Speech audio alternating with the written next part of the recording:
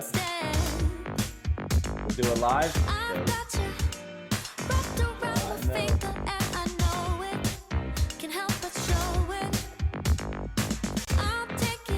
Perfect. Thanks, Twitch. Why are you? Come on now. Oh, no, I'm on it.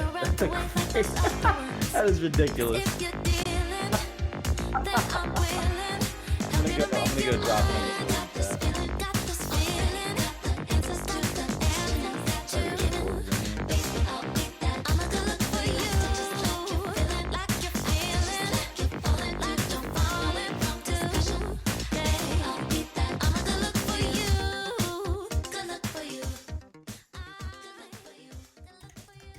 You want me to send you over the link to the API?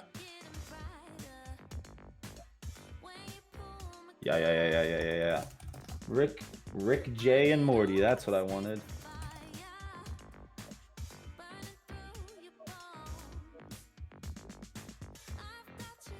This is gonna be.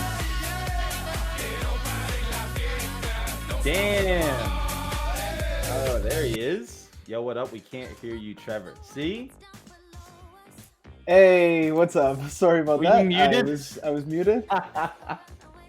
How's it going, everybody? Thank you so much, Chris, for the sub. Welcome to the stream.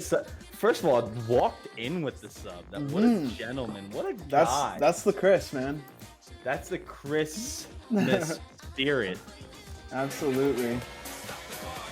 Wait a second. Oh God, is it? Can I get that little? Hey, Talvez Dev, thank you for the follow. Appreciate it. What a guy. Can I get that mini display of you from out of my corner? Like, how's that? Oh, let me just do some little OBS magic real quick. I'm gonna go like that. How's that? Perfect. Yeah? Yeah, I mean, works for me. Okay. I could also just put like a little square over top of that. How about that? Can I? Color. Yeah, check this out. I'm watching. What's a good color? Maybe like this. You sound like a short stack. Like a green screen. In the tiny corner. Yeah. Oh, that's bad. Like that. I guess that's. Is that better than this? I don't know about that. I mean, I don't care if we want to have like Trevception and have multiple Trevors on screen. I don't think it's a bad thing. I like the little green box. I think that's pretty good. Is that a My Hero shirt? Yes, it is a My Hero shirt. You want Pete? Oh. Hey, Vex like Killer, thank you for the follow. Oh yeah, you do like that. Oh yeah. Looks like a short stack. I know, right? Trolling me hard. Yeah, Vex, that is Mr. Worldwide. You got that right. All of my stream notifications and stuff are Pitbull themed. So enjoy. Okay, what was I gonna do? Oh yeah, projects. I'm gonna call it Exploring REST plus GraphQL. My cat is screaming at me. Oh no.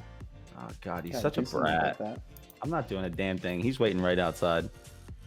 I'm gonna DM you the link to the documentation for the REST API for Rick and Morty. Let's do it. And then we can just bop around that way. Sounds good to me. Fire. Okay. So here we go. We got our link to the REST API. So today, for a little context, actually before we even get started, I don't know if there's many folks in chat that don't already know Domitrius, but Dom, why don't you introduce yourself and say who you are? Sure. First. Sure. So for those of you, which is probably like one right now, I feel like all of the other little noodles in chat right now already know me, and which is going to be great because now I get to introduce myself to them. I'm Domitrius Clark. I am a UI engineer over at Machine Q, which is a IoT company at Comcast. I obsessively talk and write about Apollo, so I've been bothering Trev for quite a few months now. I run a meetup in Philly called Reactadelphia, which we also stream, so you don't have to be best beard in the game. What a Khalil, yo, come on, son. Yeah, so you don't have to be in Philly to actually enjoy the meetup. And if you ever do come to Philly, let me know, because you can come enjoy it in person. That would be rad. But other than that, I'm just a super game nerd. I love esports. That's why me and Trevor are such homies, because we just sit and talk about all this nerd shit all day. Yeah, I mean, that's me. All right. I think that's an adequate intro. So with that, let's get into it. Just, Khalil, we're just having a Sunday, man. A calm, cool, reactful Sunday, man. Yes. Okay, so for today's stream, the goal is basically just to kind of poke around and explore a few different options for requesting data from a REST API within a GraphQL application. So we've got a few ideas in mind, but I think a good place to start would just be creating a new project. What do you want to do? Create a React app first, and get into like. Let's create a React app. Okay. Well, let's do that. I'm gonna make a directory called REST test, and we'll cd into there. Bonus points for rhyming, and Don't make me start bringing out them web bars. So, dude, save those. People gotta pay to hear that. This is not. We don't give away this stuff for free. I'm gonna npm init and just say yes to everything, and pop open an editor, and we're gonna get live the VS Code live share up and running. So, do you already have that on your VS Code, Dom? I'm pretty sure I do. I'm pretty sure I do. Okay. Once you do, let me know, and I will. How do I've never done it, but I do have it at the ready. I'm gonna send you a link on Twitter. Oh, perfect. On Twitter. All right. Yo, Pancakes. This is we're not planning on this being the freestyle stream by any means, but I wouldn't rule it out. You never know. Confidence dropping. Oh yeah, dude. Chill out. I mean, if you want, are you asking us to throw out Apollo for the stream and only freestyle? If that's what you're asking, I'm putting the donation link right in the chat, and that's where we can get this started. That's right. Because this ain't free. All right. These bars ain't free. These bars ain't free. Here you go. I just sent you I just DM'd you a link. Hopefully you get that. This is gonna be crazy, man. All right, live share, joining Visual Studio live share session.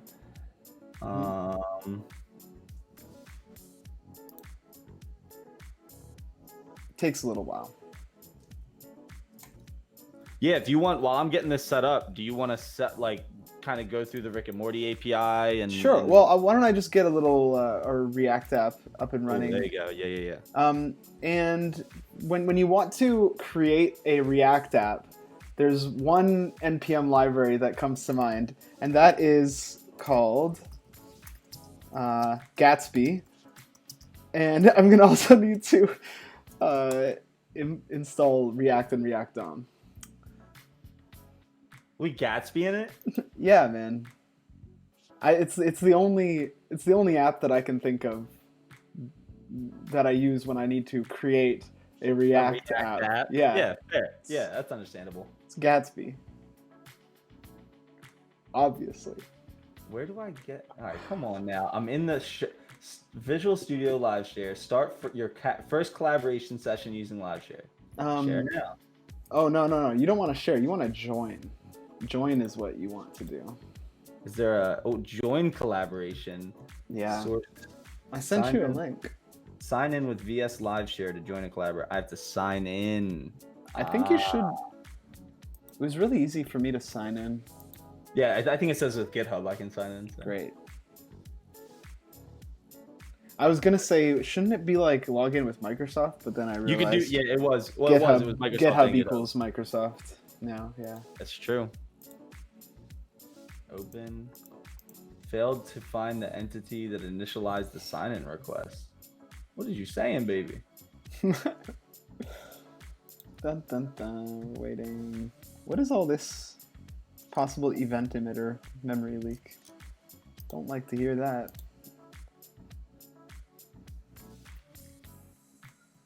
Okay.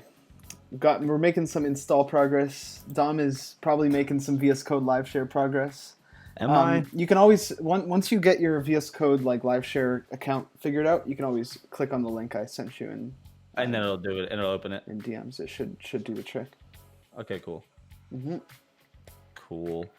Yeah. Freaking cool. Everybody having a nice Sunday out there, chat? Yes, Chris, it is a new desktop background. Do you want to see it in all its glory? Wait, oh. Take it in.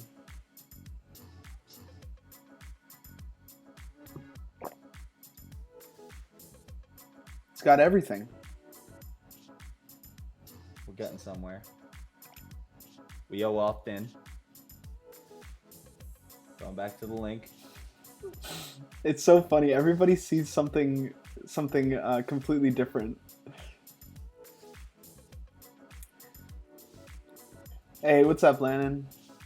Who has death Welcome grips to on? stream. You have death grips on right now? Death grips.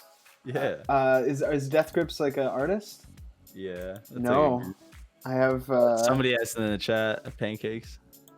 Booker T. Maybe he's talking about somebody on my background there. Oh, maybe. Hey, what's up, N Muleman? Welcome to the stream. What's happening?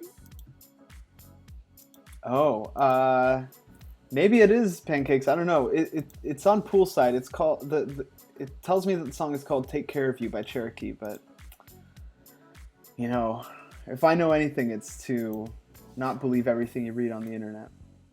I mean, all right, come on now. We're close. Joining collaboration. Enter the URL. Oh yeah. This feels good. I feel like we're almost there. Hey, what's good, Creative Fic? What's going on? Things Welcome are to good. the stream. We're just trying to get some VS Code live share going on, and then at the same time in the background, I am installing Gatsby and just getting a basic React app up and running. But then following that, as the title says, we're going to explore some ways to use REST within a GraphQL app. Sorry, Dom, what were you going to say? Is Gatsby going to play nice with Apollo server? Yeah, absolutely. Yeah? Yeah, it's going to be great. I've never tried it. Oh. See? Oh, now we're going to look at us. Mm-hmm. Who would have thought? All right, come on now. So I'm signed in. It won't let me join your collaboration session. Okay, here. Why don't I do something like... What does this do? Oh, that's not what I want. Why don't I do... I'm just going to send you a new link. Okay. And maybe it'll be different. Maybe it'll be the same. But why don't you click on that? I'm going to click on that. Yes, okay. Somebody did catch my Paul Rudd quote there. Thank you very much, Nick. You're the man. Yeah, that's from the hot ones. Yes, that's right. Who would have thought? Not me. That killed me. Honestly, if I have to, I would have predicted it. Dude, what? In the words of Nate Diaz, I'm not surprised, motherfucker. Oh my God, here he goes. The Nate Diaz quotes now? This guy. Dom Trevor literally wrote the theme on that. Well. Yeah, that's true. We'll get to explore that too. I mean, that's kind of an interesting little nook of this whole thing is like setting up Apollo client within a Gatsby site. Has never been easier, I gotta say. Okay, so we have all of our dependencies installed. I'm just gonna create a simple app, and I'm hoping that it will tell me something like hello world or hello. I don't know. Hello, Really, darkness, my maybe old friend. we'll make it say something fun. So I'm gonna make a start script that will just run Gatsby develop. How's that live share coming? You should click on the link. Yeah, dude, it brings me to my VS Code, and then it gives me the big middle finger. So I don't know. Okay. Hold on. I think I'm Maybe gonna restart VS Code. Yeah, that's what I'm gonna do. That's what we're doing out here. Quit. Surely it'll work. So I've got a start script that runs Gatsby develop, and the only thing that I need to get a Gatsby site working is an index file in my source pages directory. So I'll do that. And this is going to be a React component. But before I even do that, I want to stop myself and install ESLint because I need that shit. I don't write perfect code, and I need ESLint to catch my bad behavior. And it looks like Domitrius has joined the session. That's great. Here, Nice. This is what happens when you do it live, you guys. let's fucking go. Yes, exactly, Landon. GraphQL experts hate him. See what his one special technique is. Ooh, that was rough. All right. That was rough, dude.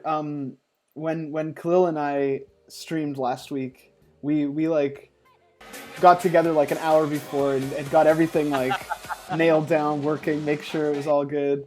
Hey, thank you, Creatific, for the follow. I appreciate it.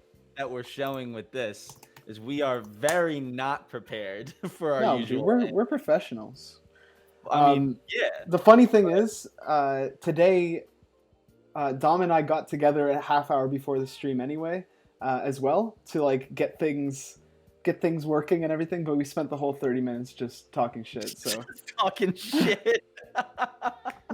Yeah. Yes, you know it, Newman. Yo, people love your Mr. Worldwide, dude. You know it, dude. Thank you for the follow, my man.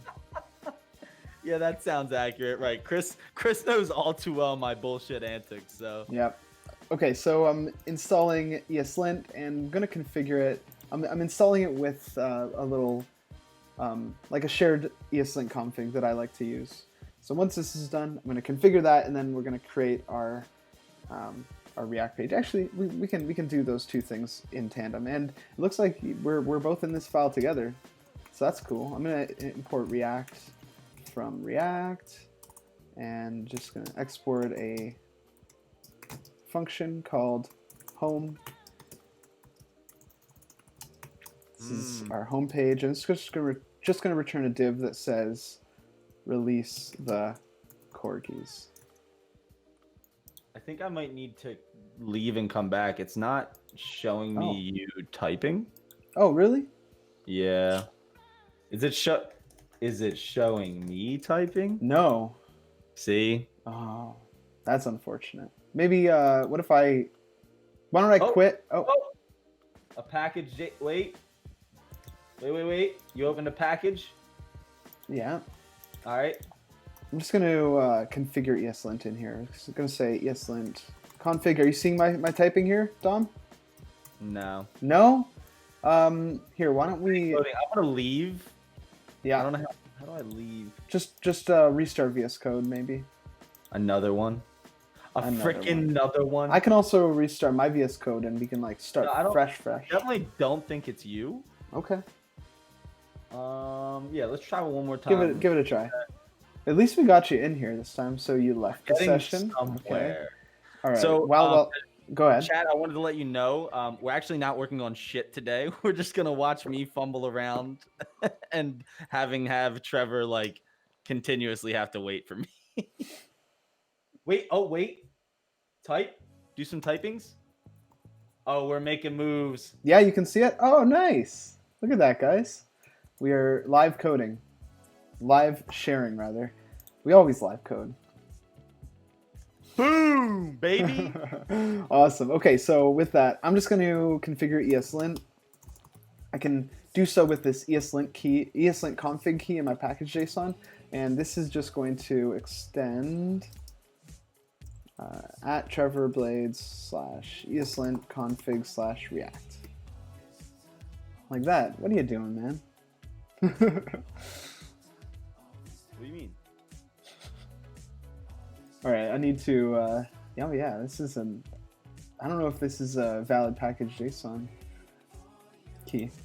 Oh, I could have sworn the last time I checked that was a. All right, you can delete it. I understand. There, let's. Oh, there we go. Okay, and we're missing a closing thing. That should be good, right? I'm just gonna restart. Oh shoot! I just realized that me restarting VS Code means that it probably kicked you out again. Did it? I think so. Did it? I'm still in here. Oh, okay. Let's see. See if we're both. Oh, wait a minute. My live share. It's oh, there it is. Goodness. Okay, I'm gonna start a new.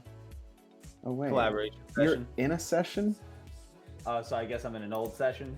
I guess so. Maybe close your. The current collaboration session. Yeah. Oh god. All right. So you're Starting a another new one. Yeah. Okay. I should change the subject of the stream, dude.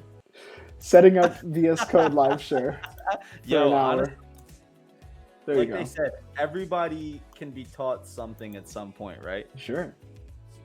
Always learning. Right. We got another always learning. Hashtag learning in public. Mm-hmm. All right, so now I have ESLint up and running. Let's see. All right. It should scream at me. Here I come. Why won't it be? Why isn't it screaming at me here?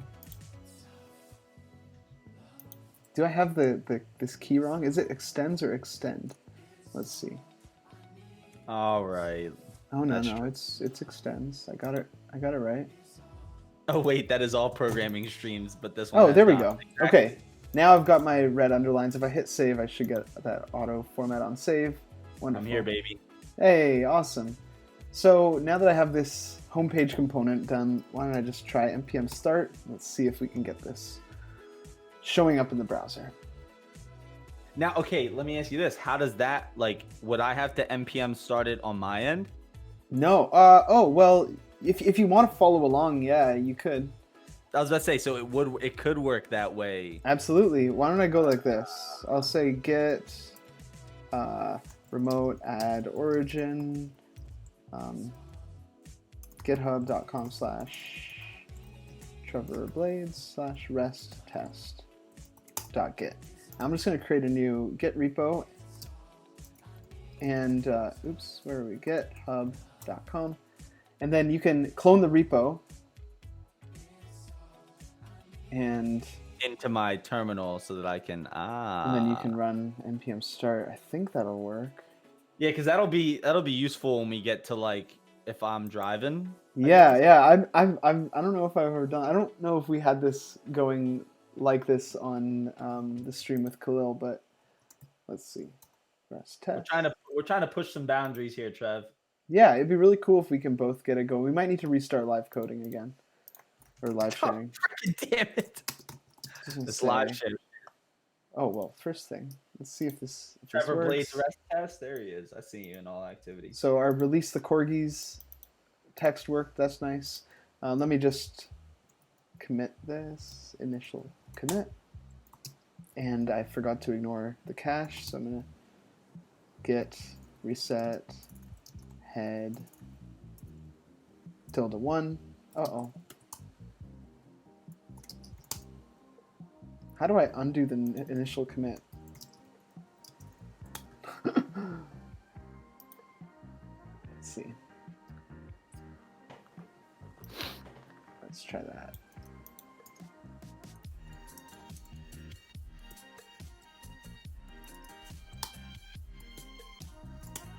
Okay, no commits. Gotta ignore a few more things like cache and public. Great, and now let's see what we can do here. Git checkout or git reset head. I'll say git rm cached. What? Oops.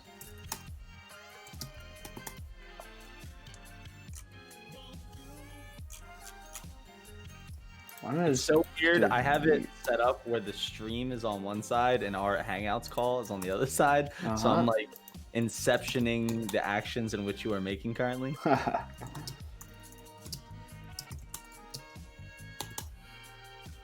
Okay. Git commit. This is our real initial commit. Oh, okay. Good posture. That's right. You gotta set a good example. Dude, I sit so slouched. It's not good. Yeah, me too.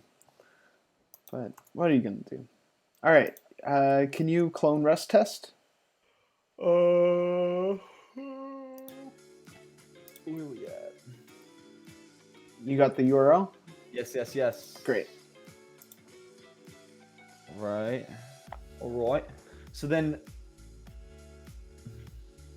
would I clone it into our shared, like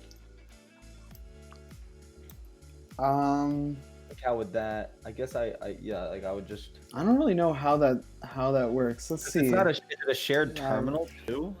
No. So yeah. So okay. So this is where it'll get tricky, right? Yeah, I think we have to choose. We have to choose whose files we're going to be editing. So then you just do it. Because I can code, but you can just run the start for me, and I can see I'll have you be my debugger. The other thing we can do is why don't you run start, run npm start, and you have it in a browser. What should we have done? We should have done Code Sandbox live streaming, because then we would have both had a shared dev environment plus a shared live local hosted. We'll think about that next time. For now, we're good. But that's a good place. I think VS Code Live Share is good, but I think Code Sandbox. Do we have that? How would you have that? Because what the crap are you goofballs up to? Cuck Bowl. Try going to localhost 8. Okay. Really? Will that work? No way. No freaking way, dude. It works? Hold on. You're on. What are you on? 8,000? Yeah. Nah, it didn't work. That's okay. What you can do is if you npm install npm start, and then whenever I make changes, I can commit those to GitHub. You can pull the changes, and then your development server will refresh. Okay. Hey, Cuck, we're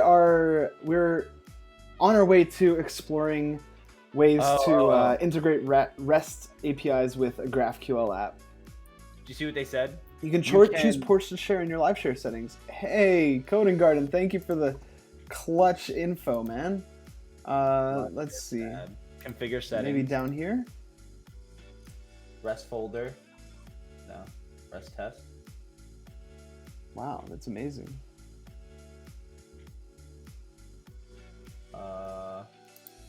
Okay. Share server. Oh, dude, awesome. Yeah? Yeah. There we go. Do you automatically get that? Oh no, I gotta send you a little DM as well. Wait, that's maybe you. Oh man, I can also share terminal. This is crazy. Read write, yeah. Let's do that. This is cool as hell. Try going to localhost 8,000 now. Now try going to localhost. Yeah. Still nothing on my end. No. Do I have to? Now try going to localhost 8,000. Nah, it's not. It's not giving me anything currently. Wait, the default. Oh wait, did I? My localhost 8,000 isn't doing anything anymore. Here's an idea. Why don't we do? Oh, wait, yeah. Do you just have to start it up again? Do you have the shared terminal here? Yeah. It's showing me your terminal. Yeah. You're good. Can you type too? Yeah. Type start. Okay. Oh, here we go. Pancakes firewall, dude. So does anybody still use those things? Let's change the stream title to "Chat helps us live share better." Yeah. Hey, Landon and Coding Garden, thank you for the helpful tips, guys. / redeem. I think we're getting I think we're getting closer. Is that bang redeem hackers a Langsdorff thing? I don't know. It seems. I feel like it sounds like I thought it was. Yeah, of course. Yeah. Okay. 8,000 is working for me. Is it working for you? I am freaking good to go, baby. Awesome. Okay. Let's go. We got it. So now we have this gigantic terminal taking up most of the window. Can I add a new tab, maybe? Uh-oh. What did I do? How do I go back? Oh. I see. Can I close? No, I don't want to close the panel. I just want to close the tab. Maybe this. Kill terminal. Okay. Well, whatever. We got our thing working. Now, let's. Okay. Well, now we can, I guess, talk about a few options here. We're freaking there, baby. What we're going to be working with today is this Rick and Morty API. It's a REST API, and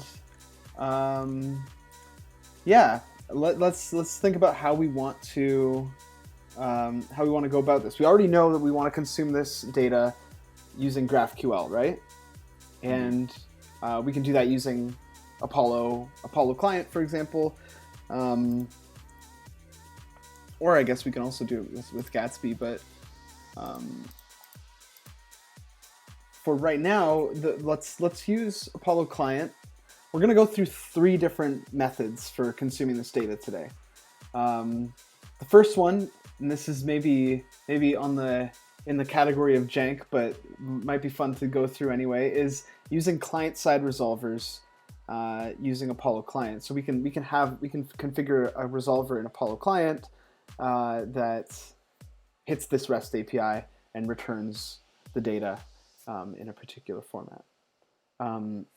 So maybe that's the first one we'll do because we have to set up Apollo client anyway. And then, that sounds good. And then after that, we can set up an Apollo server that we can do something similar, like set up some resolvers that hit a REST API, return the data. And finally, we can also set up a REST data source in the Apollo server. And that's the big boost. Yeah, that might be the ultimate goal. Yeah. Yeah. So let me ask you this. So with the projects that you build, Trev, I know we discussed it before. You had talked about how you usually lean towards doing resolver based fetching and then kind of just pipe your data in. How do you deal with things like API keys and do you just move it to the resolvers in the server and then just use environment variables for the most part? Yeah. Yeah. Well, I'll store my API keys in environment variables. And what I'll do sometimes is on you don't see this, Dom, but on I can see it. I'm watching. Oh, okay, cool. So over here I have a GitHub. I'm using a GitHub, using the GitHub API, and what I'll do is I use Axios, and I create a new Axios instance with the auth headers baked into it, and so from then on I can just call GitHub API.get/path. Okay. So that's kind of an easy way. If I have to call an API multiple times, right. I prefer to do it that way. Otherwise, you can just set your keys and environment variables and provide them as headers or a token query string or whatever that particular API expects. But in our case, I think this is a public open API, right? So it is. Pancakes is right. We actually are going to also go into the @REST directive that we could use. Oh, too. Yeah. Which basically is about as easy as what you would do with a resolver. You're just it's how you basically kind of use the @client directive. You just tack on @REST and then throw it the REST API, and then it'll automatically be able to give you whatever it gets back from it. You can pull out in the response. Muleman, I don't think you missed any other internet-y references but maybe if you did, chat could fill you in. Regarding where we're setting up the Apollo server, right now we're just going to run it all locally. But yeah, you mentioned AppSync. Maybe Dom, I don't know if you yeah, I mean, with so I'm using Amplify with AppSync, and basically I created like a Lambda function with inside of Amplify that holds the Apollo server, and then I'm piping in the endpoint from AppSync into the Apollo server Lambda there. Cool. And it's interesting. I'm starting to see I might not need full Amplify. It depends on how I want to do auth. Amplify, my next goal with the personal project that I'm working on right now is to set up auth through Amplify and see how easy it is to deal with, and then kind of make a decision from there. Dope. Okay, so let's set up Apollo client in our Gatsby site. I've opened up another terminal window. You might be able to see it already, or you can switch with like the drop down in the terminal on VS Code. Sure. But we can use this to install some dependencies while the server's running. Although I guess we don't really need to. Why don't I stop the server? We're gonna install Gatsby. Well, we need to install Apollo client and Gatsby theme Apollo. And let's say Gatsby theme Apollo at 3 point, or can I just do 3 maybe? Let's see.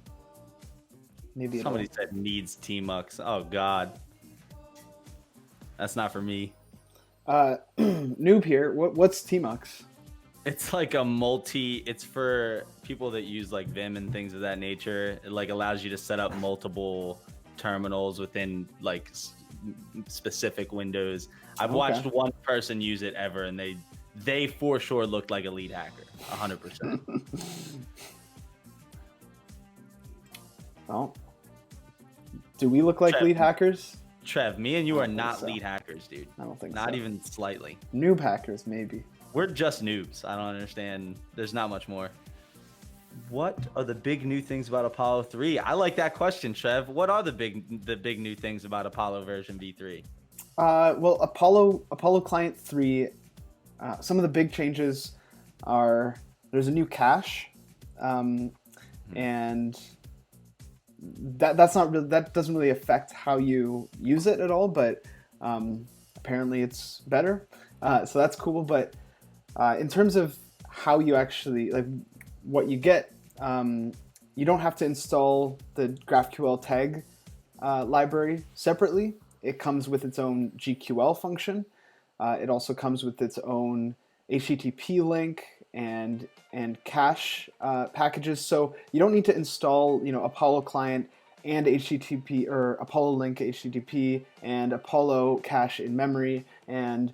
It all comes out of the client now. It all comes out of one place. Oh, so, so yeah. I gotta go clean up my egghead collection before I put it out there. It's pretty convenient.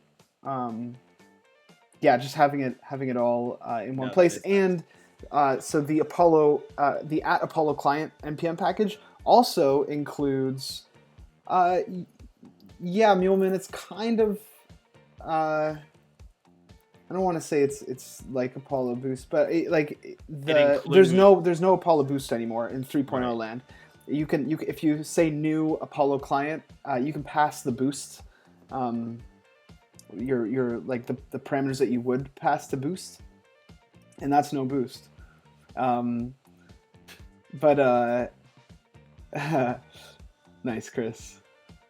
But the other thing is that the @Apollo client, the @Apollo/client package also comes with all of the React hooks. So again, saving you on packages you have to install and update and all that stuff. So instead of installing Apollo Boost and Apollo/React hooks or whatever, you just install Apollo client and you get to working. So I also, along with Apollo Client 3, I installed Gatsby Theme Apollo 3 beta. and that's going to be useful for configuring or like installing or configuring my Apollo client for use with Gatsby. Previously, you would have to add some wrap root element hooks in your Gatsby browser and Gatsby SSR files, but now all I do is add a Gatsby config file. In there, I will module exports an object with a plugins key. And that plugins key will just include a single string called Gatsby theme Apollo. Mr. Worldwide, big follow in the house. Maka6, thank you so much for the follow. Welcome to the stream. The new key evict thing. I'm glad to hear it's nice, Pancakes. What can you tell the chat more about it? What's the summary on key evict? I ask because I'm actually not familiar. So I've added this Gatsby theme Apollo to my plugins, and now to get my Apollo client running, I just need to create a client.js file in source/Gatsby theme Apollo/client. So this takes advantage of component shadowing so that we can essentially pass a client instance as an option to the theme, and then it'll do whatever it does with it. So I'm going to say import Apollo client from Apollo/client and const client equals new Apollo client, and I'm just going to make this client the default export, and we're going to do stuff here in a little bit. Let's see if everything breaks though with this in place now. I'm going to try starting. I'm curious if there's like any required I think it's gonna yell at you for like things. I don't have a URL. I don't have a. I was about to say it's probably gonna yell at you for like resolvers and type defs, right? Maybe. Let's see. Look at you taking advantage of some component shadowing. I feel like I know somebody who may have built that. I'm not sure though. I don't know. You might be in the chat. I must specify a URI or link and cache stuff. So I'm just going to say URI equals HTTP localhost. Not sure. Whatever. 4000? Sure. Sure. Let's try that. And run npm start again. Oh, that's cool, dude. I didn't know that. Pancakes dropping knowledge bangers. I love that guy. Maka, you're trying to test. You're trying to test to Adobe stock. Should use GraphQL. Not exactly sure what you're asking, but. To use GraphQL. I don't think that's good advice. I'm just kidding. Oh, I'm getting an error now. Fetch has not been found globally, and no fetch has been configured. This is an error coming from the Gatsby SSR side, where fetch is not a global.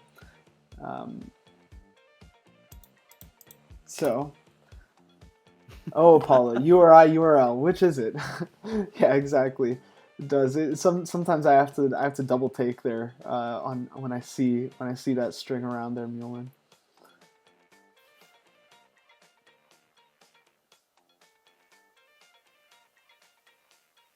You want to fetch? Oh, you want to fetch Adobe stock? Okay, no worries, Maka.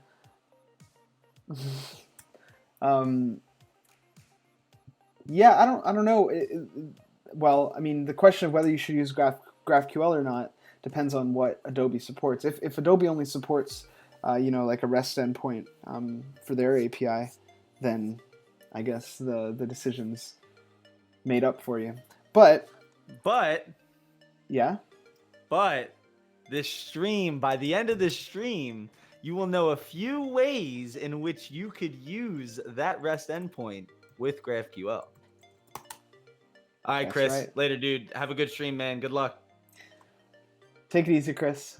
Thanks for stopping by, man. You smell like poop anyway.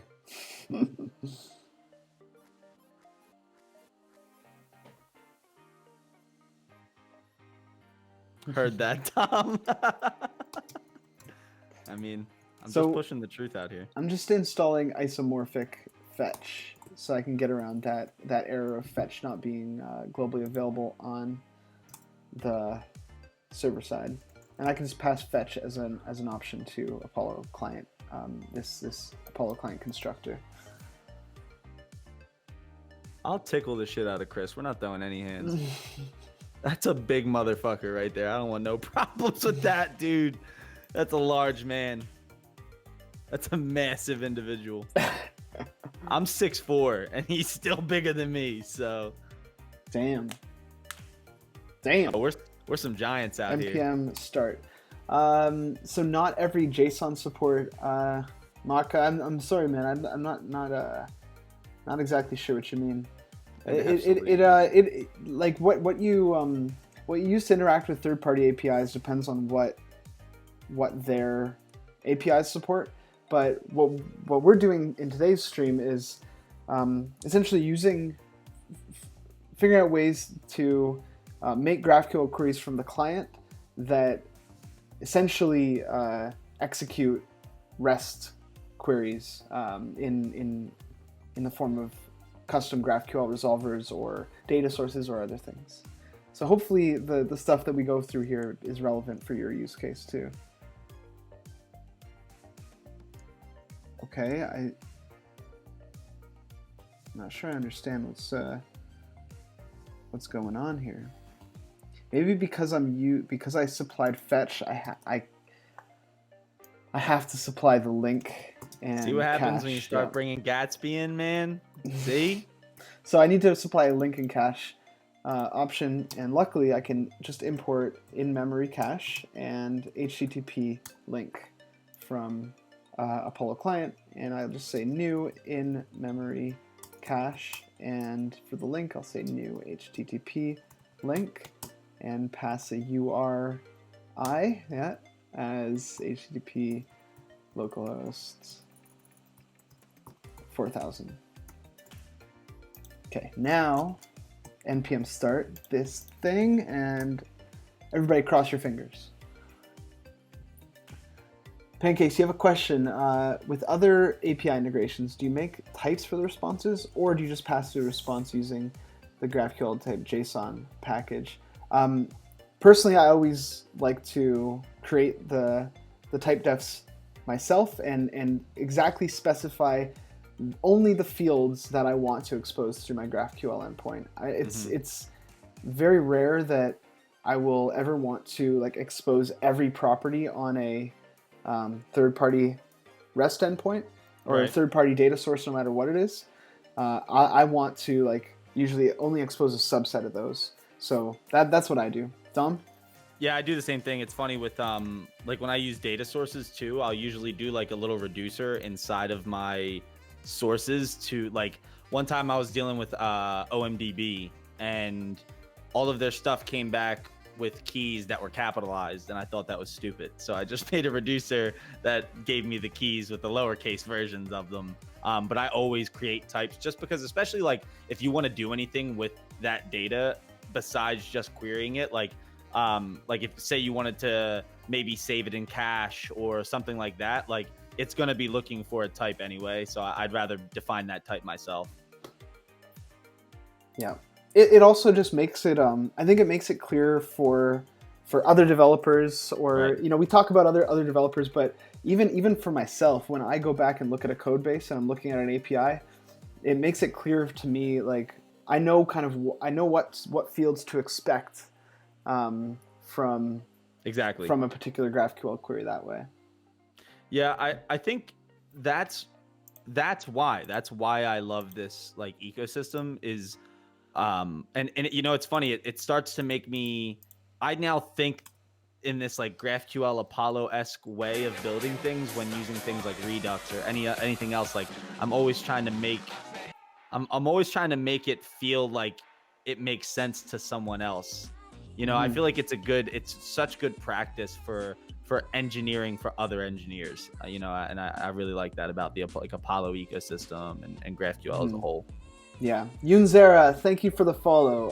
Question for you, Yunzera. I don't mean to be presumptuous or anything, but are you Brazilian by any chance? I know that Zera is like a, I don't know, it's like a Brazilian nickname thing. And Muleman, you haven't followed the development, but is the Apollo VS Code extension, does autocomplete for you out? Yes, it is. Yeah, the ooh, yeah, look at that call, Yunzera. Yeah, Muleman, it's out. You can download it. It's really, really handy. I think it's awesome. It would be great to cover that on Stream one day too. You can even like execute queries, right? Like you can like execute in your VS Code now. Maybe, yeah. I there's probably been lots of development. I know there's been lots of development on it since I last used it. So yeah, every time I write like a GQL like tagged query now, it's like, do you want to execute this? I'm like, can I? That's cool. Okay. Yeah, it's pretty rad. The other thing that it does that is really useful, especially if you're a big org with lots of like complex queries, is it'll give you a time estimate for the amount of time a query will take to execute. Oh wow. Based on historical data of how long that query has taken to execute on average in the past.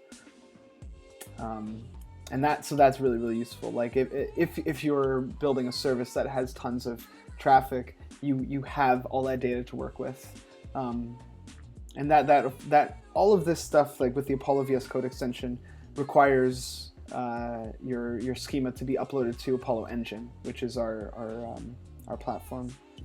But yeah, maybe we'll touch that another day. You know what, Pancake's your next level, man.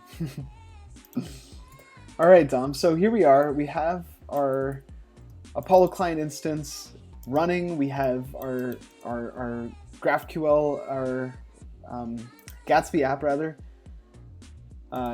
running in development here. So big moves. First thing that we'll do here, I guess, is do you want to write some client resolvers? Yeah, let's get the characters listed out first. Okay. Let's use listing the characters as the way that we're going to play around with these different on every different step. Yeah, sounds good. Because I'm pretty sure it comes like paged as well, so we'll only get like a small subset of the characters. Cool. So we can create type defs and some custom client-side resolvers here. Really, you can also just kind of create custom resolvers for the client that don't have type defs, but maybe we'll do both because we'll probably want to carry that information through to the server side when we eventually implement that. It's kind of nicer that way. So I'm just going to create a simple characters endpoint here, and for now I'm just going to return an empty array, and I'm going to make a type defs. I just want to make sure that this client-side resolvers thing works before we invest too much time on the fetching side. I'm just going to say type defs equals GQL auto import. Aha. And say type query has characters that gives an array of character type. So type character, maybe we'll just have an ID for now, and we can expand on that as we need to. So I love that you don't have to have all the extra libraries. I'm so happy you told me that, dude. Yeah, it feels like a much cleaner implementation. Okay, so I know that was like the big thing of 3 was to make it feel like it was an ecosystem and stop making it feel so broken up. Yeah, they definitely accomplished that. For sure. So we have things working in the client. I'm just going to make a query here on the home page using the use query hook from Apollo client, and we're going to say list characters. And I'm just going to create that const list characters. I'm going to create that query. Please auto import. Yeah. And it's just going to be like characters and get their ID. Destructured data loading and error from that query, and just make a few if statements here. So for loading, return loading. Hey, while you're writing this out, Trevor, I wanted to ask you something. Mm-hmm. How do you feel about what suspense is going to do for things like, since we're already kind of hooked into the loading state of a query, right? Yep. How do you feel like suspense is going to kind of continue to push a really nice process for having, like, you know, skeleton states and things like that within like Apollo type apps? Because I feel like that's kind of like what we already are able to kind of plug into because of the loading and error states. Mm-hmm. But I forget who it was. I saw somebody discussing it on my Twitter feed. Just basically that it's going to allow for a little bit, like you can wrap a loading state in a suspense like fallback. Ooh, that sounds awesome. I honestly don't know enough about suspense to really make a Yeah, me neither. So that's why I asked to you. make a statement on that. It's Fair. something that I'd love to learn more about, though. Yeah, I know Kent just put out like a whole suspense playlist on Egghead. Sick. Yeah, I'm gonna have to invest some time into that pretty soon. For sure. Yeah, me too. But it's going to be really interesting to see how that affects all of these like popular third party libraries like Apollo, and there's probably others that can immediately benefit from Like bringing it into the code base. Yeah. I'm also just going to create an extra state here for no characters found. Okay, so we have our kind of boilerplate state, state messaging here, and then finally, if we have characters, we'll map through them and just create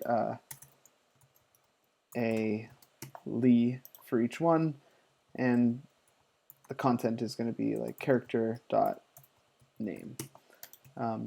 Dude, pancakes! I was gonna buy that too, man. That's like it's one of those courses. I feel like it's definitely a lot to dive into, but I feel like you come out with such a really like a great understanding. I mean, Kent's top quality content. So yes, he is.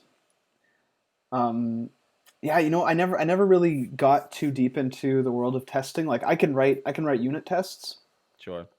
But I never I haven't delved too deep into like testing a React app or integration tests, end-to-end tests, all that stuff. It's usually other people writing those. But I don't know. It would be fun to plug up that gap. Right, yeah. Like that's me neither. So like that's why I really should. Absolutely. I should move into it. Nick, the hooks, dude, the Apollo query and mutation hooks have made writing Apollo apps so freaking great, dude. It's so good. If you haven't gotten on it yet, throw out all of your nested query and mutation components, throw them all out, and delete like 20 lines of code immediately. I'm telling you. Yeah, it's pretty nice. I think one of the big benefits that I saw from it was that my code felt more organized as a result. Yes.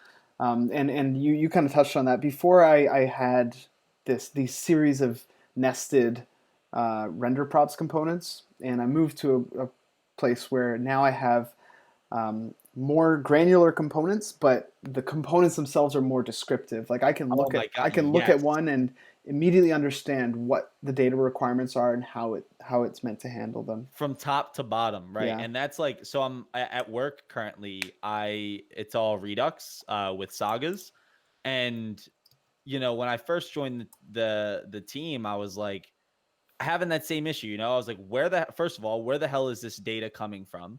Like, none of this makes sense. The component, and they were pre-hooks React for a while, so it's all class-based components with 30 lifecycle hooks per component. Like, then I dove into React Redux's new hooks that they have, the use selector and the use dispatch hook, and I was able to shave like all of the map dispatch to props, all of the map state to props off. I was able to stop connecting containers and just individually grabbing states from the store with the selectors. And dude, like, I showed them at work because they were, I wouldn't say they were super resistant to change, but you know how places are.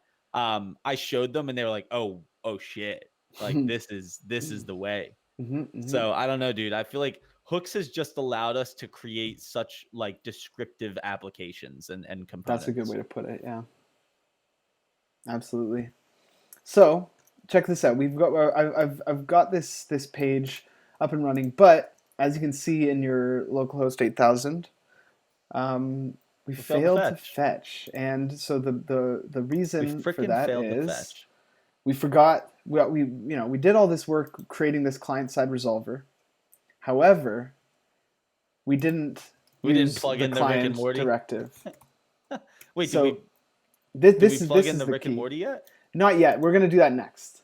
I'm gonna toss that one to you when the time comes, if you're cool with that. There he goes. But here we go. I just added the client directive to my characters query, which wasn't there before. That's why we were failing to fetch, because this request was going out to our server, which doesn't exist yet, and we wanted it to be handled by our client resolver instead. So there we go.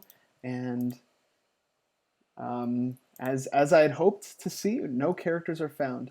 Let's try to just do something different here. Instead of returning an empty array, let's return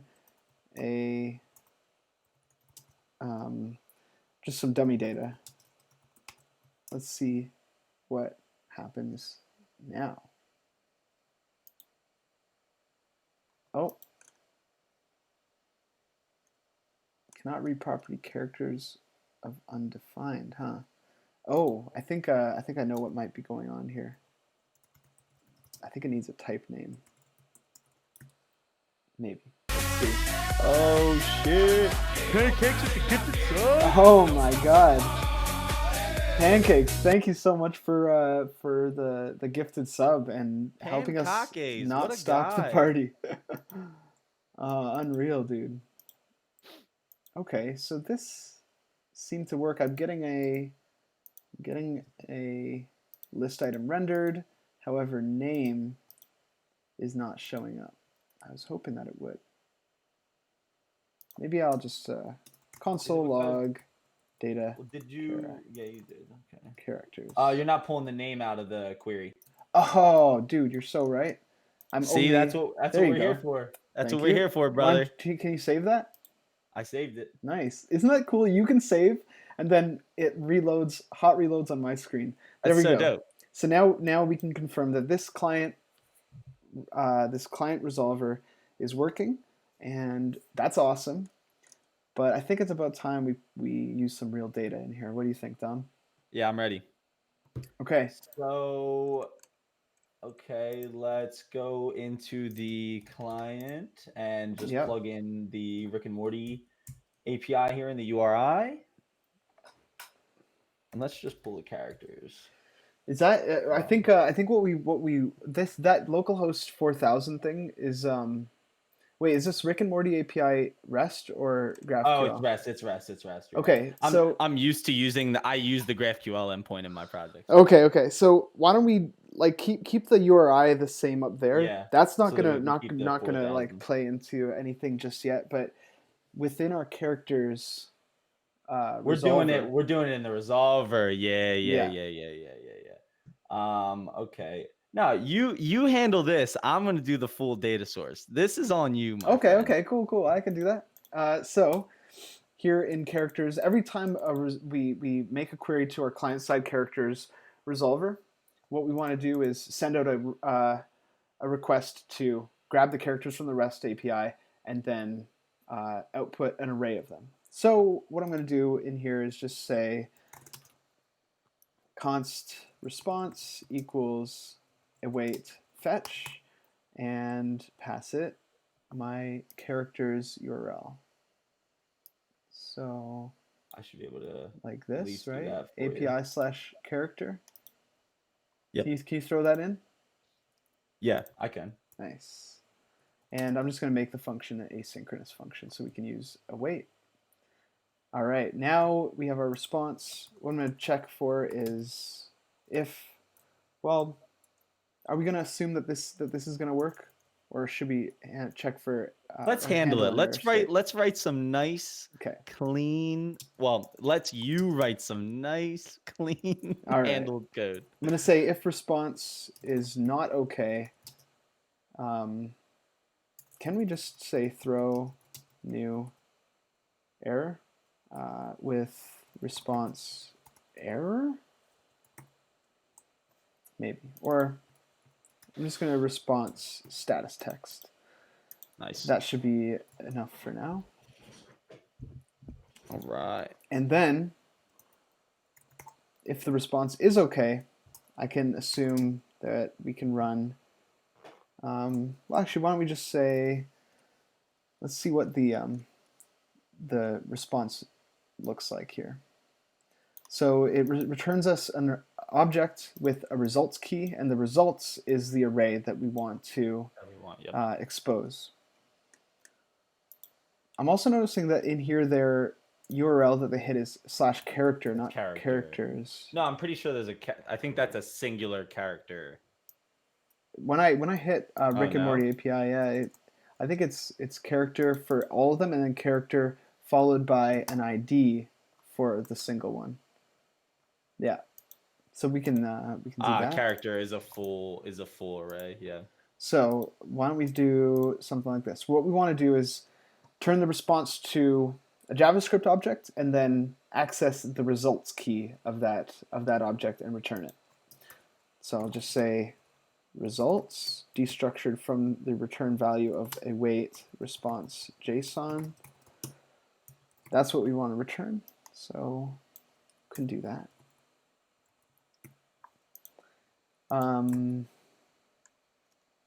Yeah, let's check that out. I'm excited to see how you scaffold out Apollo server within this Gatsby project. Me too. So what's happening again is that I forgot to add type names to each of the items in my that are being returned by this resolver. So I'm just going to map through each of these results. I'm going to say for each character, I'm going to spread all those character properties and add in a type name __ type name property of character, like that. Okay, now let's see what happens. All right, we have got some freaking characters, man. We have some characters. This is pretty cool. Why don't we try exposing some more properties, like maybe an image of them? Yes. What do you think? Yes. Okay, image and maybe their species. Sound good? Sounds freaking fantastic. Okay, man. So up here in my type defs, I'm gonna add a couple fields on the character type. One is gonna be species, which is gonna be a string, and the other is an image, which is also gonna be a string. And now, over in my React app where I'm requesting this stuff, I'm gonna ask for those fields as well. And this is kind of what I was getting at before Pancakes, is that like I could just as easily probably say that characters returns an array of type JSON. But if I'm in my app, if I'm only using name, species, and image, then this seems like a worthwhile investment, just to explicitly say, this is these are the fields that I'm using in my app. This is what you can expect to be available, and that kind of thing. And then iteratively add more on top if needed, rather than just returning the whole kitchen sink. Right. Then it's like just use REST, I guess. Yeah, I guess so. So we're using name and image, species and image there. And let's do something like this. I'm going to create an image tag, the source of which is going to be character.image, and going to have an h5, maybe like a h4 for character name, and an h5 for character species. And these are going to be in a div. I got to make it look a little bit good, okay? I'm fine with that. Okay. Thank you. That's fair.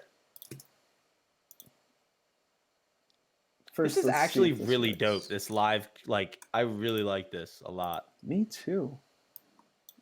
It's the best. Display flex. Yeah, so this was what I was worried about. Is if I say display flex, then the little list thing goes away. But maybe that's okay. Maybe that's what we want, right? We don't necessarily need a bullet, cards. right? Yeah, we'll make them into little cards. Okay.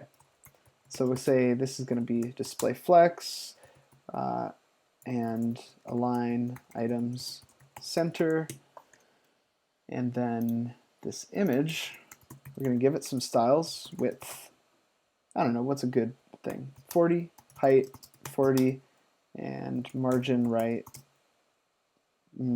16, and border radius 50%. So it'll make it a circle. Nice, 50%. Okay. See how that works. Yeah, that's pretty good. Yeah, it's perfect. Wow, look at you, dude. Natural. What about this? That's better. It's phenomenal. Sorry, I'm gonna stop messing around with this in just a sec. Don't. Okay. I just want to give this a little bit of space between them, like that. And that looks all right. Why don't we just space these things out now? Margin. We'll give these a margin of like 1 EM on the top and bottom and 0 on the sides. And now we have a nice little list. That's pretty good, right? Great. Okay. Cool. Boom. Actually looks really good. Like it's quickly like that. It looks like perfect. Dope. Dope. Okay. So yeah. Where do we go from here, Dom? So now I want to jump right into the data source. I would love to show how to handle this same thing with the Apollo server data source. Okay. I'm going to just make a commit here. Cool. It's going to be called add data with client. I'll say add REST data using client resolvers. Also, if anybody is interested in following along or checking seeing the code that we create once we're done, you can hit up this GitHub repo. It's public. You can feel free to clone it, mess around in there, try to run it yourself. It should run just fine. Rad. Okay, so next thing we want to do is hook up an Apollo server with a REST data source. Is that what you said? Yes, sir. Great. So the only thing I don't know how to do here will be obviously the setting up of Apollo server inside of a Gatsby project. Mm-hmm. So to do that, what I'm actually going to do is going to turn this into a monorepo. So we'll have a client directory and a server directory. Yeah, that sounds good. Okay, so I'm just going to create a file here, or folder called client, and move all of these contents into the client folder. Why don't I also stop the existing development server? Okay. And we'll cd into client and start it again there.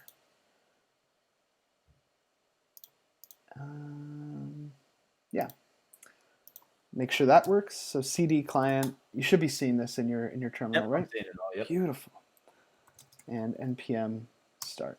It's really dope. Uh-oh, I think, oh, never mind. I think we're okay. Sometimes when you do this, like, oh yeah, I think something's afoot here. So when you do this, move like an entire node project into a subfolder, and you have some stupid option turned on in your VS Code, it'll open up like a million files and be like, oh, we like conveniently changed the import paths of all these files for you because we noticed that you moved your stuff. So I'm just going to go in here and say close all. I hope that you didn't get a million tabs opened on your thing. I didn't. Not on my side.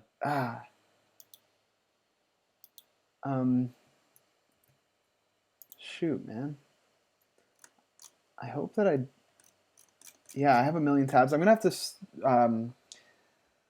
have to close my editor and restart because this is gonna take a long time to close all these things. I hate how it does this.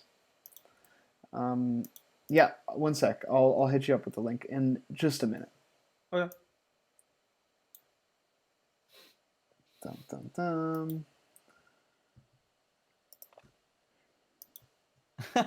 Mono repo.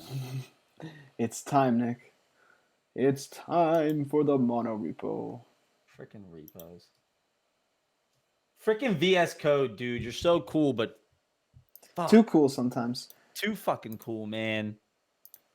You know what it is? It was all these files in my cache directory. So I just have to cache. Yeah. I have to remember to just like delete the cache before I do something crazy like that again. Yeah.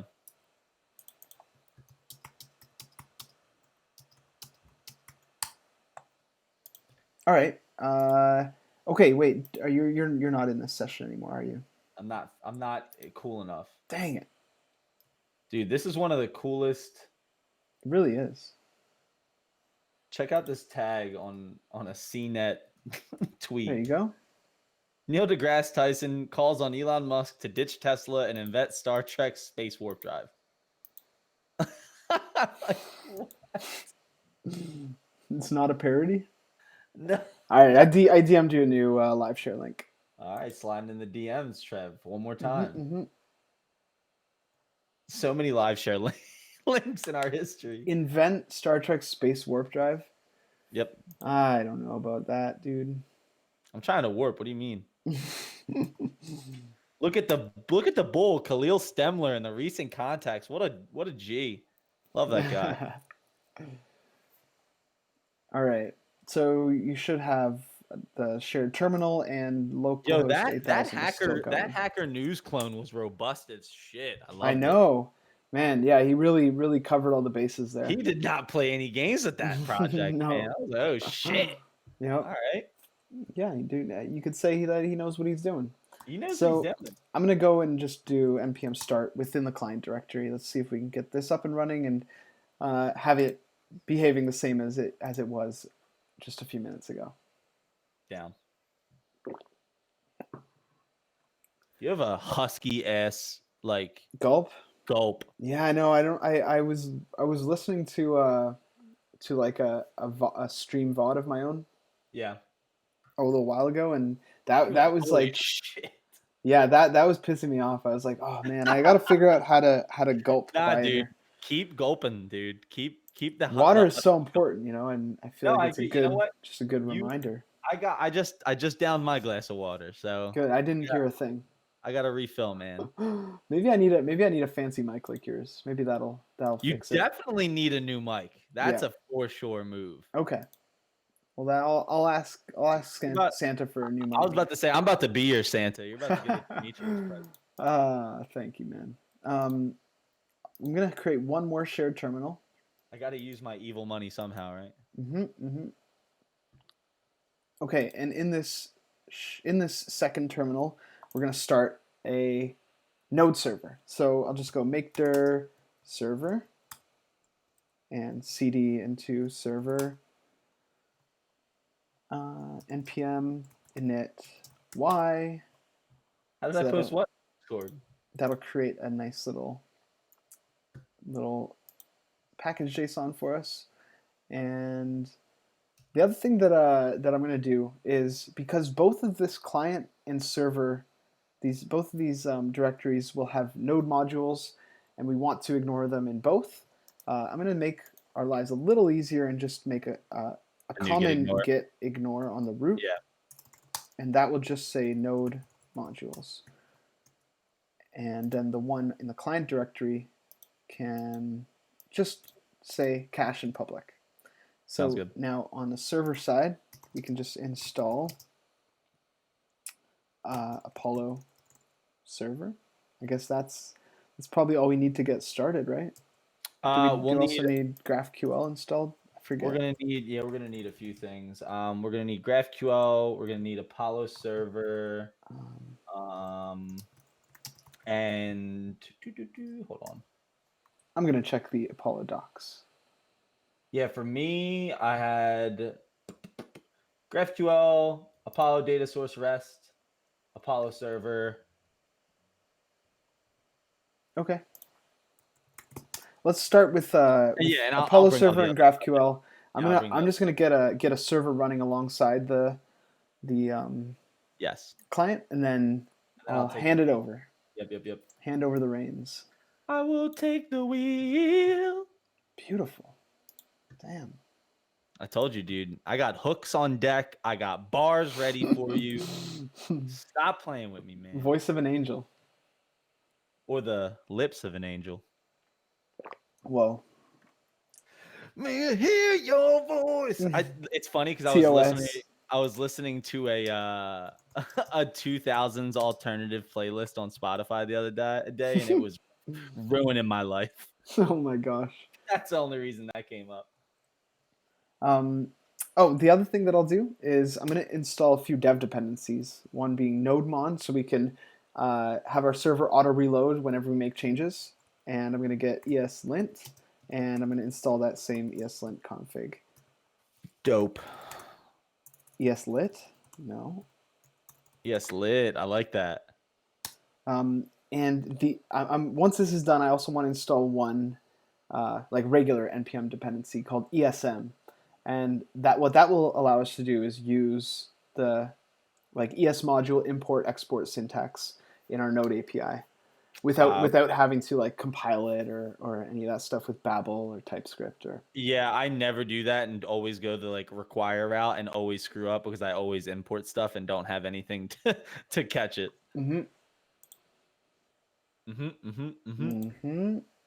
While that's happening, I'm just gonna.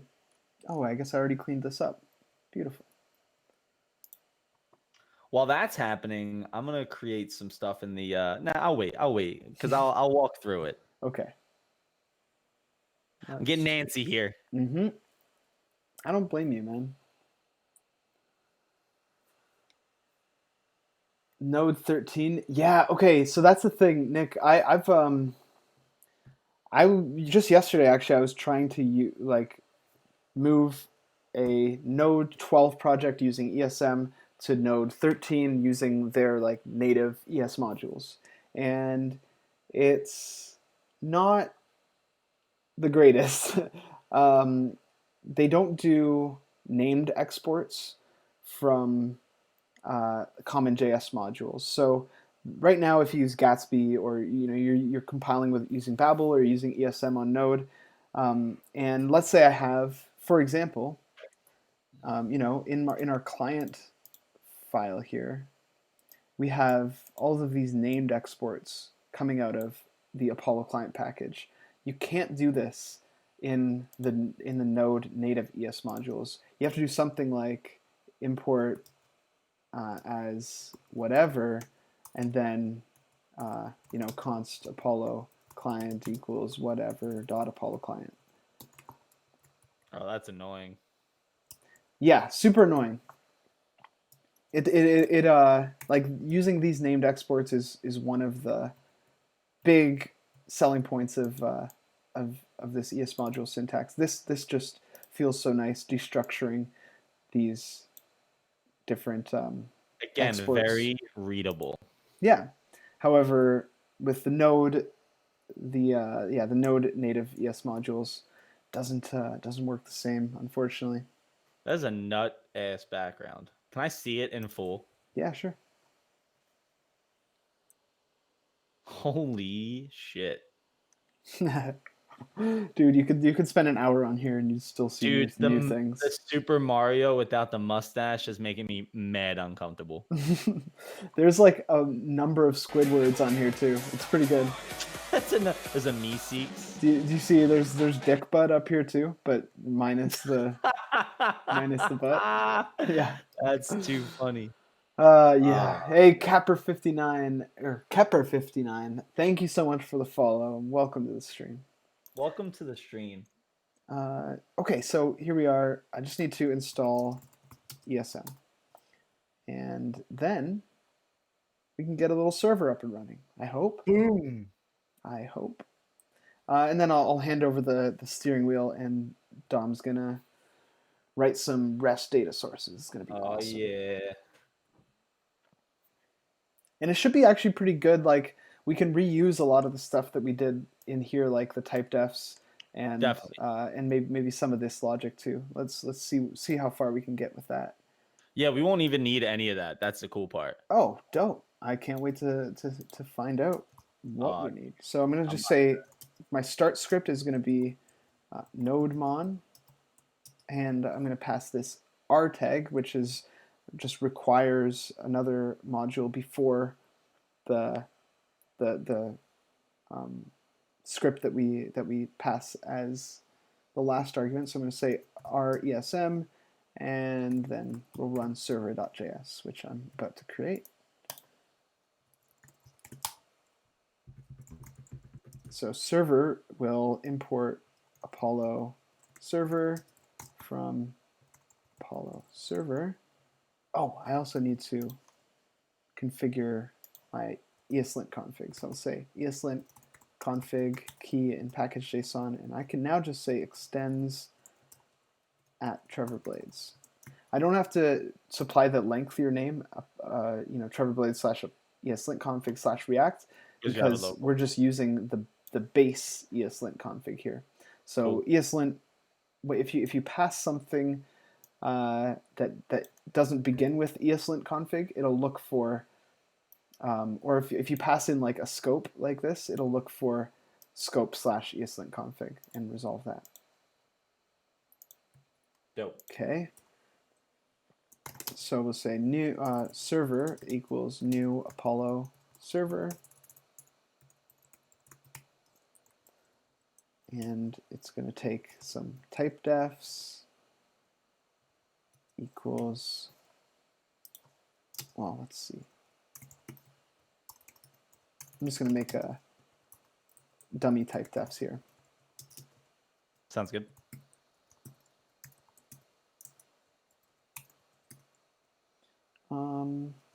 Type query.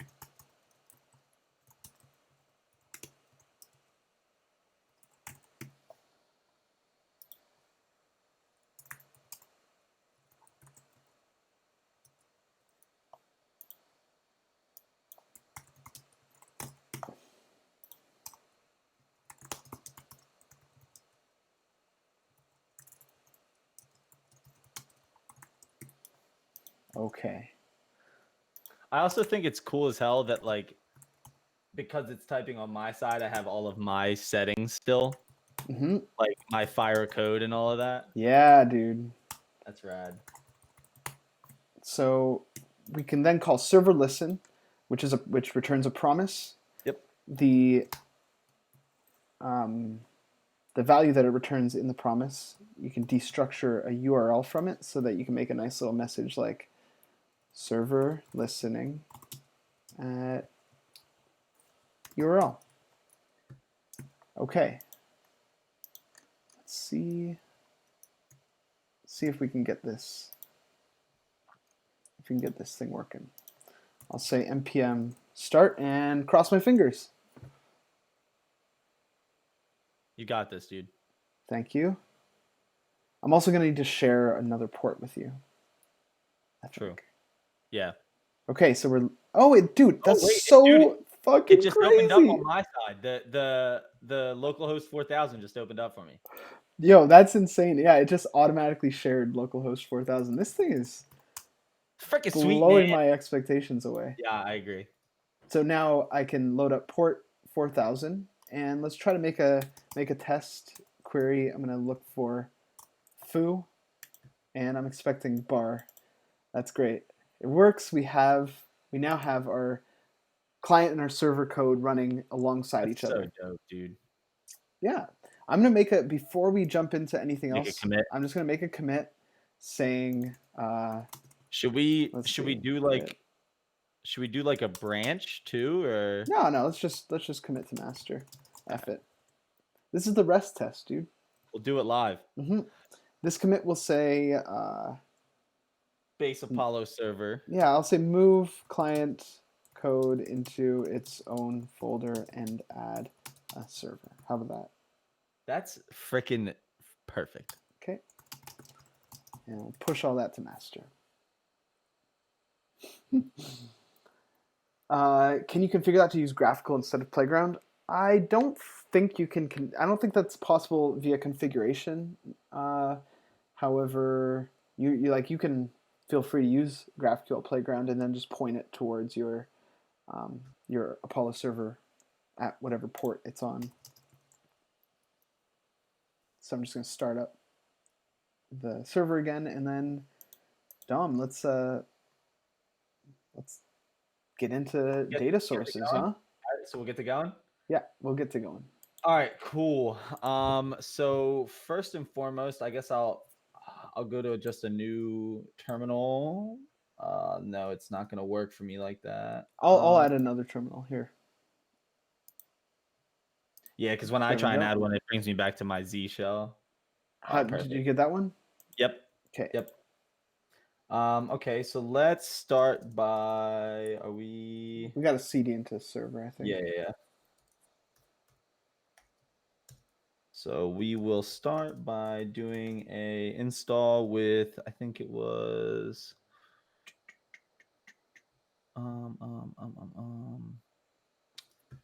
we need REST data source, Apollo data source REST. I think that needs Apollo data source, and I think that's it. Okay. For that. So now inside of our server package, I just like to create a new folder for the data sources to live inside of. So then we'll do Rick and RM API. Oh.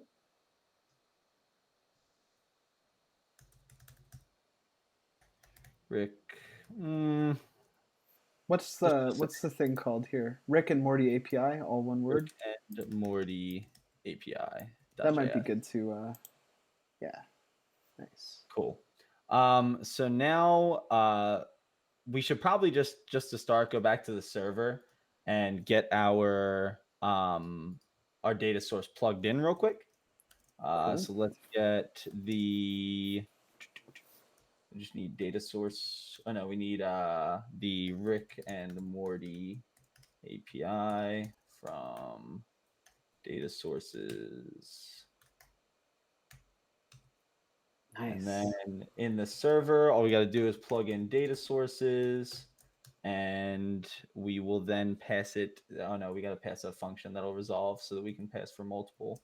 So we'll get this function right here, and we'll return an object. And this is a good way to start, just in case you have to pass in multiple data sources. So then you can just map your Rick and Morty API to the new Rick and Morty API. Cool. So now this is set up for our server. The server will now be looking here whenever you call the Rick and Morty API.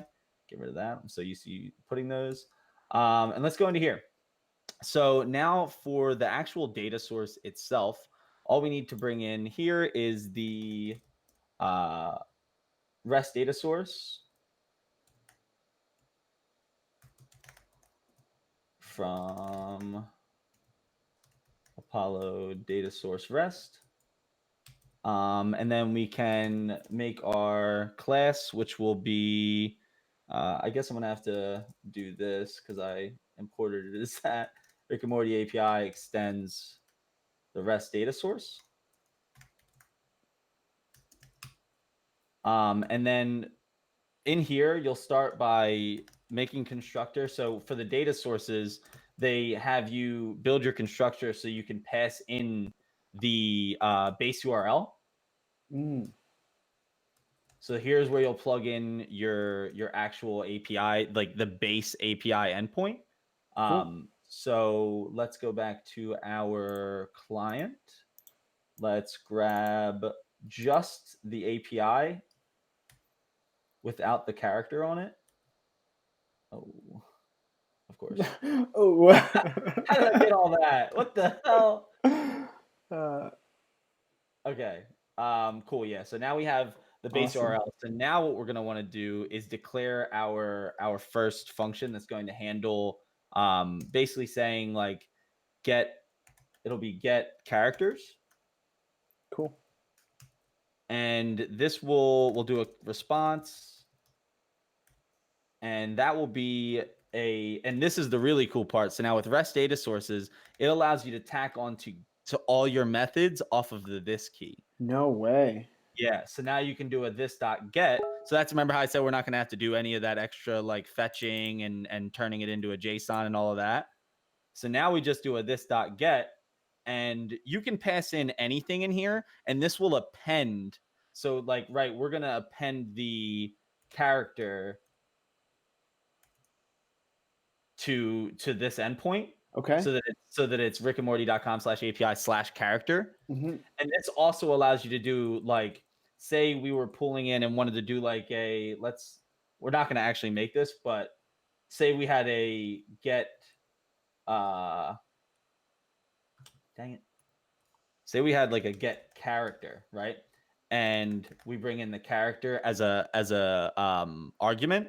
We can now say character and say it was like, say we got that character and all we got from it, we passed in an ID, let's say character ID.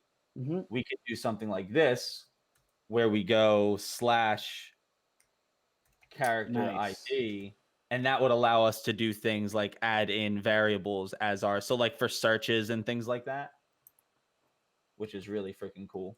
But okay, so cool. Now we've got this character, and we'll just return the response. I think that's, and then we just, so with the, only because I don't usually use it, would we just do an exports default? Yeah, you can actually say export default class up, like where you're defining the class. You can say export default class Rick and Morty. Yeah, I'm so not used to being able to write with the ESM like in Node. That's dope. It's pretty sick. One other, or actually just a couple things before we move forward. One thing with classes. Yeah, it's supposed to be capitalized. They should be uppercase. Yeah. Yeah. So maybe like what do you think about doing something like capital R, like capital A, capital M. Yeah, it works. Rick and Morty. Back here we can do the same thing. Yeah. Rick and Morty API. Yeah, now it looks like a class, and we'll have to replace it in our new Rick and Morty API down there too. Yes, sir. Rick and Morty API. Beautiful. Cool.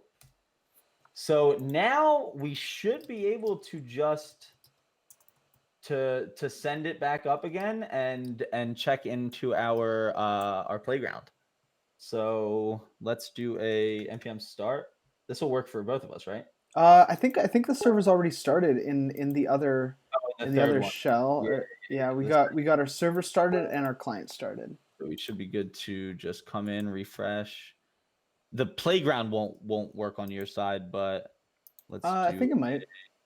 Oh yeah, I'm not gonna see what you're typing. Oh wait. The only other thing we got to do still is we have to add the resolver for it. Oh right. Yeah. Okay. So now, you're gonna come in here and you're gonna have your characters, and we'll add this up here as well. Characters equals a character. And yeah, we could just probably go grab that same thing. Let's just grab this from the client. Okay. And bring it in here. Looks good. And then we can just come down here. For the characters, we're going to not need, so I mean, we could just do obj. We're not going to have any args, so we could just do args, but we are going to pull off the data sources. Okay. And then we do data sources dot, I think the Rick and Morty API should still on the server be capital or lowercase. Yep. So we can Rick and Morty API dot get characters. Cool. One question, Dom. The option that you supplied to Apollo server is data sources all lowercase. Should that be data capital S sources? You might be right because there. we're using data sources, like we're destructuring data sources from context with a camel case. Yeah, good call. Good freaking call. Did you get the fix for me, brother? I'll do that right now. Oh my guy. There you go. Boom. So now I'm gonna head over to the playground and give it a test real quick. One other quick thing is that I noticed that in our characters resolver we're not returning anything. I think we probably want to return the data sources get characters, right? Yeah. I can. You're gonna also do that for me? What I'll do that. Yeah, man, I got your back. What a brother. There you go. That is the name of our current. Yeah, it is get characters. So let's see. I'm gonna go into my playground as well. Yeah, and just type in characters, and I'm gonna get the ID and name for each character. Let's see what happens. Ooh. But did not find one. So maybe it's because oh, I know why. I know what it is. So if you go back to where we're actually playing with the response, what we're gonna want to do is the response should be this dot get, and I think we'll have to do a then, and then we'll have to grab the because it's not characters, it's then I think it's results and then characters, right? Yeah, we don't need to do it then because we're already awaiting, but yeah, you can probably just grab the return response dot what was it, results? Yes, you got it. Perfect. I think that's it. All right, here we go. The moment of truth. Server listening, and let's try to run this query. Boom! Hey, nice, dude. There we go. Cool. Yeah, this is we're really seeing results, if you know what I mean. Yeah. See, it's funny because I forgot. I ran into this when I was dealing with this in the course that I'm making, where if you have like an extra piece right before it gets to characters, you just got to bring out that like the results here. Okay. Yeah. So like this. So now, like any of your different variations of your endpoint, you can start to list out as methods on your class of Rick and Morty API. And like I said, it allows you to do gets, puts, posts, deletes, whatever you need. That's so dope, man. So before this stream, I kind of wondered why would I prefer to do a data source versus just making these things in resolvers. I didn't realize, I guess, that this is the real value add. Is this .get like being able to easily make these network requests without having to import another library like Axios or whatever, yeah, that is really, really slick. Yeah, man, I really like it. Nice. All right, so why don't we now, if you're happy with this stuff, why don't we go back to the client and sub out the old thing for the new thing? Do that. Okay. So now, I mean, we already and it's funny, so we already have the URI plugged in. So all we'll have to do is go to our index. Where the hell is that on my side? Pages index. Oh yeah, pages now. Yeah. So now we can do a let's do this. Do you think, just sorry to interrupt, but do you think that we might be able to, oh yeah, that actually, I like that idea. Now we can show both and Yes. plug them in as different pieces, right? Yeah. So we'll do characters, ID, name, species, image, Mm-hmm. and we'll just grab this. We'll plug it in here in this use query. We'll save it, and let's head over to our localhost 8000, and should see no changes. Boom.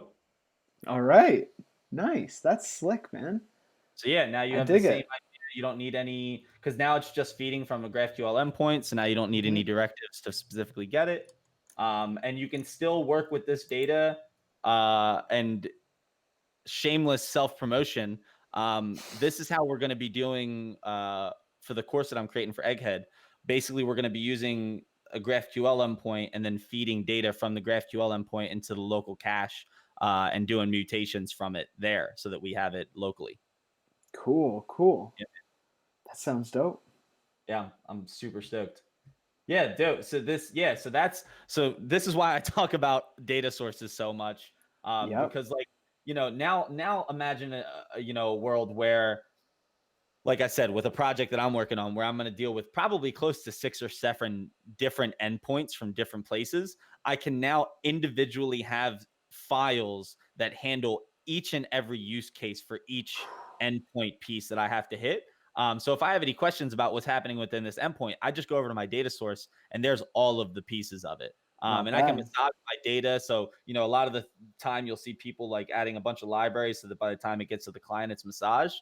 You can do things like, tag reducers on there. And then like in one of my playlists, the workshop that I did for Liberty, I basically, like I said, I just took the data from the response, and it was all capitalized. So I just turned it into lowercase and then fed the response into that method, and boom, I got the right response that I needed on the client side. Nice. Yeah, That's really cool. One of the other things that I noticed that's awesome about this is that, if we go back to, I don't know if you see my what I'm looking at here, but I'm in the client.js file. In our characters resolver, we make the network request, all that stuff. That's great. But then before we can, in order for this to work properly, we have to map through and manually add the type name to everything. Now in the Rick and Morty data source, it immediately tacks on a type name. Yeah, that's really nice. I think that's just like another little added bit of convenience. Especially if you're already a part of like an ecosystem where you can use an Apollo server, Yep. like, and you can use it specifically just for something like this, which is what I really like too. Like it may seem like overkill. I had been asked recently, when I was asking a lot of questions about Amplify, why I was using Apollo server, since Amplify was basically built like, or AppSync, or one of them is like built on Apollo server. And they were asking why I was continuing to like try and feed it back into Apollo server. I believe it's AppSync that's built on Apollo server. But they were asking why I was feeding it back into Apollo server, and basically to not have to worry about anything else as far as my server is concerned, but feeding it data to pipe into my client. Like as long as that's all that it's doing, it's perfect for that. That's cool. Yeah, man. Yeah, and I think in your case too, you're like combining multiple data sources into into one server. Yeah, and that's where this, like, the power comes in. Yeah. Yeah, the value multiplies every new data source you create. Like, I would assume it just makes it, the payoff makes it that much better. Yep. There's another couple of like really good points to using Apollo server to do your REST data management. If you have to use API keys, you now have environment variables that you can use instead of using in the client. If you're, the same way if you use it in resolvers. And then another really cool thing is inside of the data sources, there is a method that you can tack on. Give me a second. I'm trying to find it so that I don't inform you incorrectly. And you'll see that like even the GraphQL data source that you had sent me that I was using, can use this. Okay. Oh my, I think it's Give me 1 second. Okay. When you're ready, Nick has a question. Do these data sources handle nesting, like blog posts with a nested author, and then get like the blog posts that author's written, like handle that kind of nesting thing, or would you delegate that to resolvers or something else? Yeah, so that also was another reason I used like the reducer. Is basically what happened was when I was dealing with like nested objects or nested arrays inside of an object, you can handle them in resolvers, but you can basically just remap like to keys that you want them to be inside of the reducer. So there's like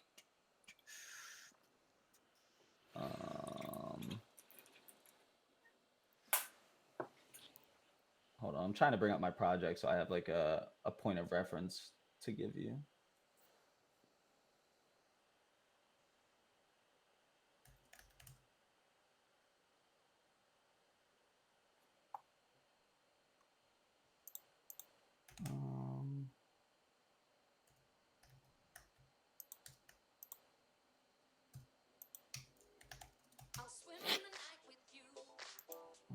Okay.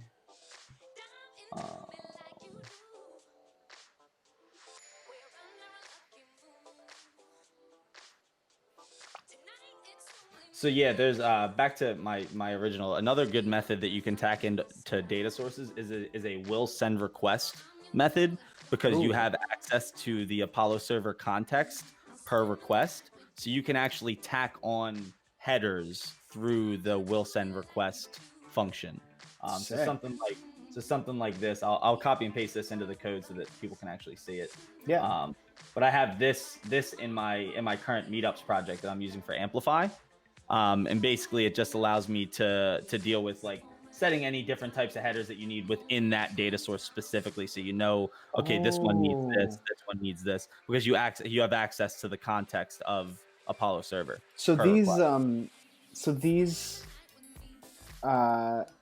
the requests that you're tacking the headers on are like your this.get or this.post stuff, right? Anytime something comes through that, like through this data source, it'll tack it onto the headers. Got you. That's really cool, dude. Super dope. Yeah. Let's see, and then I had you said Nick had said something about that. You had a question about nesting. Yeah, nesting. So, like I said, the only way that I had run into it so far that I had dealt with it was I made the reducer to basically handle having that nested problem. But I'm sure you could do the same thing with you could honestly probably do it within the response that you do the this.get, like the same way you would handle it in a resolver. If you needed to, you could probably just handle it within that function, because it's at the end of the day, the what's going to GraphQL is whatever you send in as a return for that method, right? From the resolver. Right. So from right here, let's like this async get character. Right? Yeah. Like you're gonna get this character response, and whatever is piped into this return right here is what's getting piped into GraphQL. So it'll handle it like the same way that it would handle any other REST data that comes with nesting. Except I guess you do have the opportunity, like you could in your server.js or wherever you're just defining your resolvers, you could also say like, const characters equals await, and then call your data source get characters, and then like do some mapping here. I suppose that would be an option, but it definitely does seem to me like it'd be more organized to do all of your kind of like character munging in the data source. Would you agree? No, I full agree, because that's what I mean. Like if you're like, since whatever is getting piped from that return inside of that method is what you're going to consume in a query, I would say that it would probably be best to do it where you're handling the main, like if you were doing it in a resolver, right? You wouldn't want to handle it inside of the client when you actually make a request. You're going to handle it right in the resolver before the data gets to that query. Yeah, for sure. And it's just kind of like it seems like organized. to me, more organized. Like rather than splitting all of my character getting logic across 2 files, I'd rather have it contained in one and just have the other one call the first file. Exactly. Pancakes, is the session going to be recorded? It sure is. I'm gonna, well, the VOD's going to be recorded on Twitch, and I'm going to post the VOD to YouTube as well. So yeah, stay tuned for that. But they will be recorded, as will they all. But yeah, dude, this is super awesome. This is enlightening, man. I'm just reading. I'm just catching up on the chat. Yeah, dude. I tell you what, man. It's shocking to me how many people actually haven't like moved into trying out data sources yet. Myself included. And I think it's one of the more powerful things that Apollo Server gives you in its toolkit. Like especially like it then becomes like, okay, now you have to handle a server and your client instead of just like piping it into your client. But you know, again, a lot of the time you're wanting to do that anyway because you're going to want to deal with secrets and things like that. So I don't know. Yeah, I highly recommend it. I'm actually again, shameless self-promotion. I'm looking to put together my next collection after I release the one that I'm working on right now is going to be all about using the different data sources that I know are available, which right now there's the GraphQL data source that you had sent me. And that's still pseudo actively being worked on, but it works for my needs as of right now. But the REST data source one is still actively maintained and has a bunch of goodies inside of it. Dope. I'm looking forward to that, and I'm sure you'll blast out some messages when that's ready. I guess on that point, on that note, Dom, is there any? Do you think this is a good place to wrap things up for today's stream? Yeah, I think we got a good solid 2 hours. I think the only other thing that we were missing here was the @rest directive, which is the least usable one in my opinion. Okay. Well, I think it's worth maybe saving that for another time or skipping it entirely in that case. I definitely think so. Cool. Hey, Ryan Warner Codes, thank you so much for the follow, man. Appreciate it. We're just wrapping up here. So you tuned in towards the end, but appreciate you anyway. Yeah, and it certainly will be. Check it out. Yeah. Well, cool, man. Hey, dude. Thanks for having me on, brother. This was really fun. Absolutely, Dom. Hey, one more. Oh, nice, Ryan. We did it all the time. Nice. Good. I'm glad. Dom, one more time before we wrap up, if you could tell the rest of the viewers, whoever's hanging around in chat still, where they can find you and a little bit about yourself. Yeah, man. So main plugs. I'm an Egghead content producer. Finally, that was like one of the big goals of my last couple years. So I'll be putting out my first collection soon. So definitely keep your eye on Egghead I'll be putting out massive amounts of Apollo content within the next few months. I should have my first one recorded within the next couple weeks. So we'll see how that goes. Your best place to find me is definitely on Twitter. I'm a freaking Twitter junkie.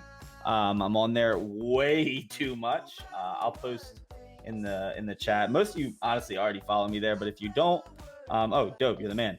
And then I think the only other thing I want to shout out is the Party Corgi Discord, man. So Chris Biscardi, who's the creator of Gatsby Themes and just an all-around prolific ass dude, started a Discord and has been gracious enough to let me help him build it. We are super big on content empowerment, helping people get started with live streaming like this, live streaming code. The community is super helpful, super engaging. So I'll also drop a link in the chat for an invite to that Discord server. And it'll expire. I'm gonna have it set to expire in maybe an hour. We'll do it in an hour. Sounds good. And then so if you're not in there, I would highly recommend coming in there and introducing yourself and getting on the bandwagon of content production, because I've met some of the coolest people, and I tell you what, just even being passive in that Discord, I learned so much from the really intelligent people that talk in there. Yeah, great point. That Discord is full of gems. Full of gems, man. Yeah. Cool, awesome, dude. Well, Dom. hey, man, thanks again, man. This is dope. I really had fun. Me too, man. This was awesome. I can't wait to do it again. Hey, yeah, Muleman, thank you so much for stopping by, and it was truly our pleasure. Yeah, look forward to more of these. I think that that we can make a habit of this. Oh yeah. All right, y'all. Thanks again. All right, take care, guys. Oh, actually, before we end, I'm just gonna raid our friend Chris Biscardi. Speaking of party corgis, Biscardi cat. Yep. All right, guys, we're gonna raid this guy. I hope you guys stick around. He's got a lot of really good stuff to say as well. Let's do it. And yeah, we got 5 seconds. That's it for us, though. Until next time, catch you guys Wednesday, and later, follow Dom. See you guys. That was fun.